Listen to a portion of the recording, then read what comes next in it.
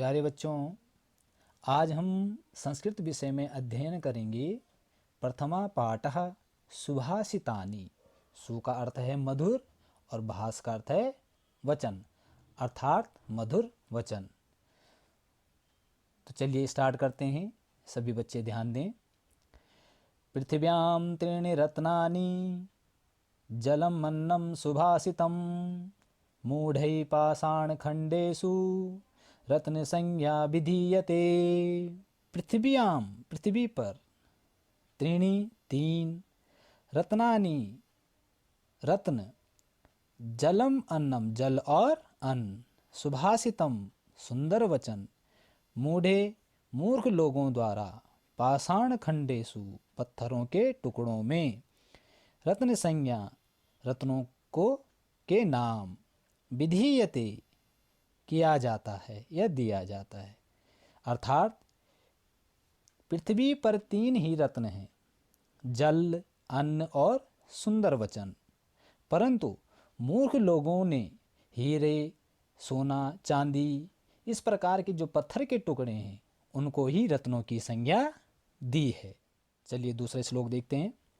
सत्येन धारयते पृथ्वी सत्येन तपते रवि सत्येन वाति वायुश्च सर्वं सत्ये प्रतिष्ठितम्।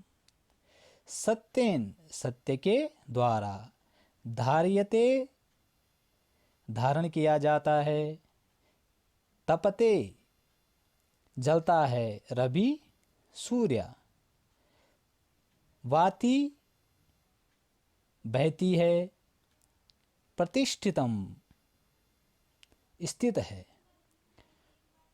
अर्थात पृथ्वी सत्य के द्वारा ही धारण की जाती है, सूर्य सत्य के द्वारा ही तपता है, वायु भी सत्य के द्वारा बहती है, सारा संसार सत्य में ही स्थित है।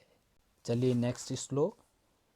दाने तपसि शौर्ये च विज्ञाने विनये नये विस्मयो नाहि कर्तव्यो बहुरत्ना वसुंधरा।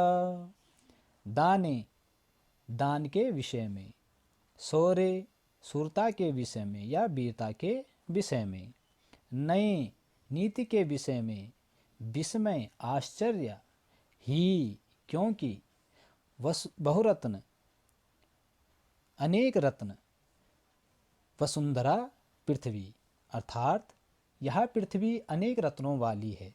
अतः दान, तप, शूरता, विज्ञान, विनय तथा नीति के विषय में आश्चर्य नहीं करना चाहिए। चलिए नेक्स्ट श्लोक। सद्वीरेव साहसीत सद्भिः कुर्वीत संगतिम सद्वीर्विवादं मैत्रीं च ना सद्भिः किंचिदाचरेत्। सद्वीरेव सज्जन के साथ, साहसीत के साथ, कुर्वीत करना, संगतिम आचरण, सद्वीर विवादम सज्जनों से विवाद, मैत्रीम मित्रता, ना सद्भिः दुष्टों के साथ, किचिंदाचरित कुछ भी आचरण करना। अर्थात सज्जन व्यक्तियों के साथ ही बैठना चाहिए, सज्जन व्यक्तियों की संगति करनी चाहिए, सज्जन लोगों के साथ विवाद और मित्रता करनी चाहिए, दुष्ट लोगों के साथ कुछ भी आचरण नहीं करना चाहिए। धन धान्य प्रयोगेषु विद्यायाः संग्रहेषु च आहारे व्यवहारे च त्यक्त लज्जः सुखी भवेत्।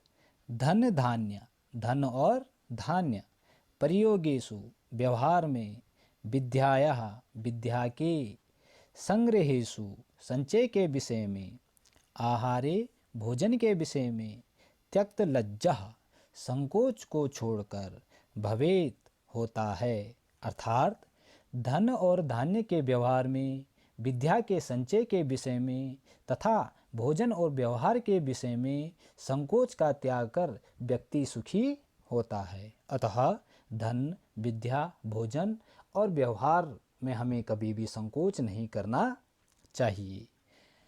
चलिए नेक्स्ट श्लोक।